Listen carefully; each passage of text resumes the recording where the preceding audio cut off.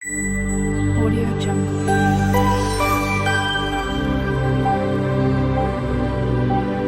Audio Jungle.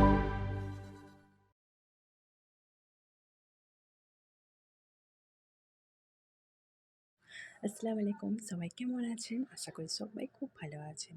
আলহামদুলিল্লাহ আমিও খুব ভালো আছি।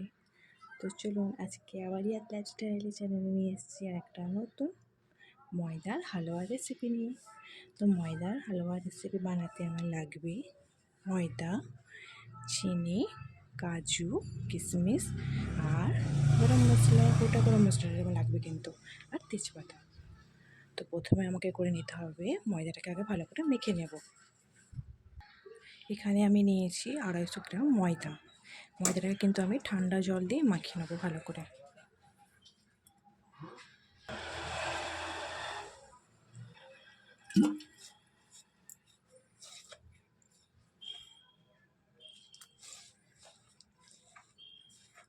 ময়দাটা কিন্তু আমি বেশি নরম করব না, শক্ত শক্ত করে রেখে দেবো।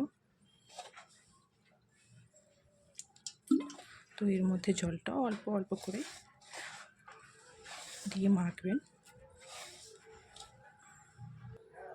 দেখুন ময়দাটা কিন্তু আমার মাখা হয়ে গেছে। এইবার এর মধ্যে আমি জল দিয়ে একে আমি 2 ঘন্টার মতো রেস্টে পুরো রেখে দেবো। ময়দাটাকে কিন্তু পুরো জলে ডুবিয়ে রাখবো।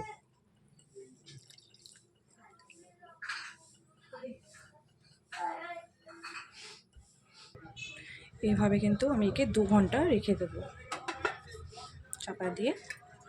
তো চলুন 2 ঘন্টা পরে আবার দেখা হচ্ছে আপনাদের সঙ্গে। চলুন, তো এটা আমার রেস্টে রাখা হয়ে গেছে। এবার আমি এটাকে হাতে সময় নিয়ে আস্তে আস্তে এর যে ময়দার মধ্যে যে সাদা পানি ভাবটা আস্তে আস্তে আমি বের করে নেবো। ঠিক এইভাবে হাতে একটু সময় নিয়ে করতে হবে কাজটা।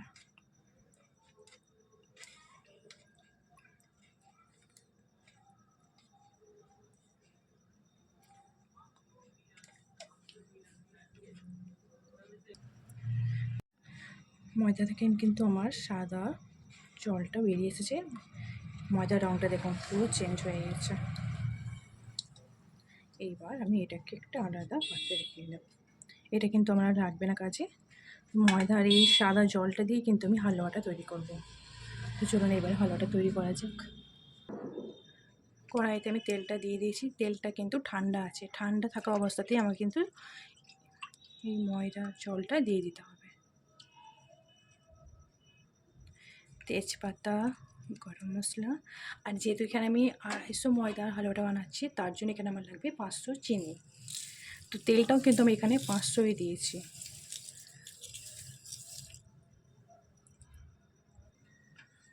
এইবার এটাকে আমি গ্যাসের ফ্লেমটাকে মিডিয়াম রেখে হালুয়াটাকে তৈরি করে নেব। এই হালুয়াটা বানাতে আমার সময় লাগবে প্রায় 40 মিনিটের মতো তো লাগবেই। তার আগে এটা হবে না কিন্তু। এইভাবে নাড়তে থাকতে হবে, না থাকলে তলায় পুড়ে যাবে জিনিসটা।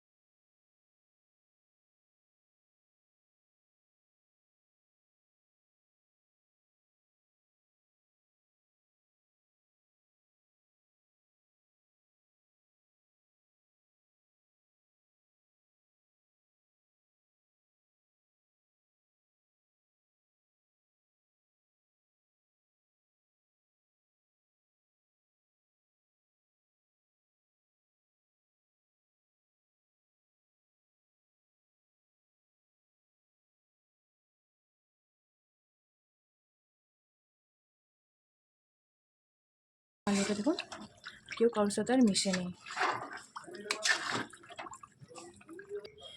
এবার হালুয়াগুলো আমি কিন্তু থেকে তুলে নিচ্ছি।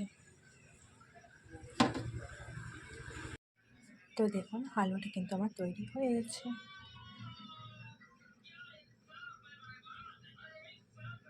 তো আজকে আমি ভিডিওটা এখানেই শেষ করছি। আপনাদেরকে যদি আমার এই রেসিপিটা একটু ভালো লেগে থাকে প্লিজ আমার চ্যানেলটাকে সাবস্ক্রাইব করে নেবেন, লাইক করে দেবেন আর কমেন্ট করে জানাতে ভুলবেন না। তো আবার দেখা হবে নতুন কোনো একটা ভিডিও নিয়ে। তখন সবাই ভালো থাকবেন, সুস্থ থাকবেন আর সবাইকে ভালো রাখবেন। ওর জন্য টাটা, বাই, আল্লাহ হাফেজ।